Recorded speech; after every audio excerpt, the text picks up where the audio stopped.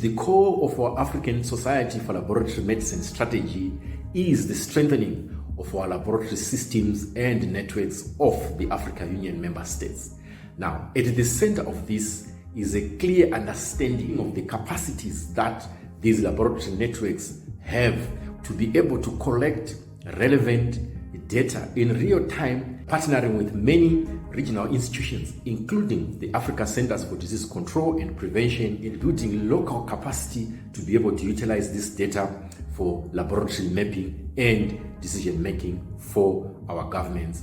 We knew that the strength and capacity that you had at ASLM, we could then call upon you and then come and give us this capacity so that we do our lab mapping. For a long time, one of the goals of the Pathology and Laboratory Services Unit was to be able to identify exactly where all our labs are, not just physically, also what sort of infrastructure is there, because we know that designated level of service has got a certain test profile it needs to do.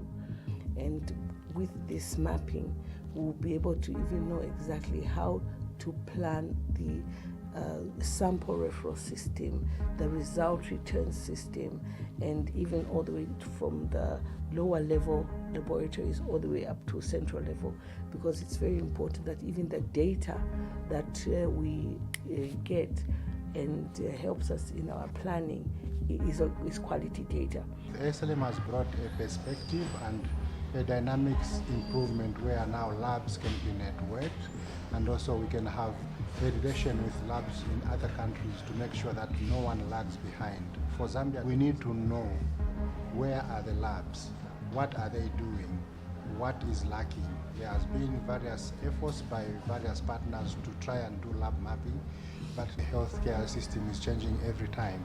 So when ASLM indicated they are doing lab mapping in other countries, we realized we may need to now look beyond what we have done in the past. We have over 500 plus laboratories, and also when we recently sent out a tool just to correct and understand what we have on the ground, it came out that we have about 800 plus laboratories and about 650 plus functional laboratories. We are hoping that when we map this number of laboratories, for now the support is only covering about 282, which is almost half of the functional laboratories, but I think it will still give us a proper picture to understand the profile of the laboratories. With this training, I've learned that there's quite more to just knowing where if the hospital exists or the lab exists.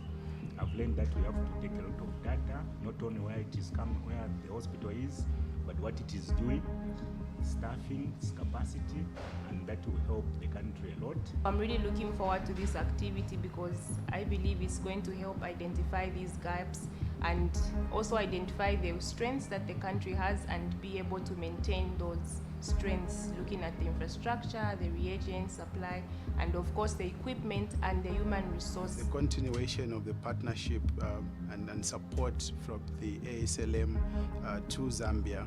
We're very excited that the support includes us increasing the laboratory mapping project from the current where we mapped 18 labs to 282 laboratories.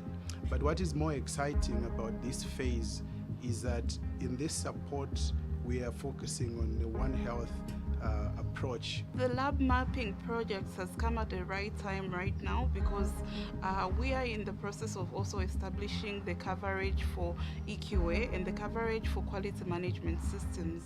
We need to know how many labs are testing, which tests they are testing for, and do they have EQA, are they enrolled in quality management systems? Lab mapping!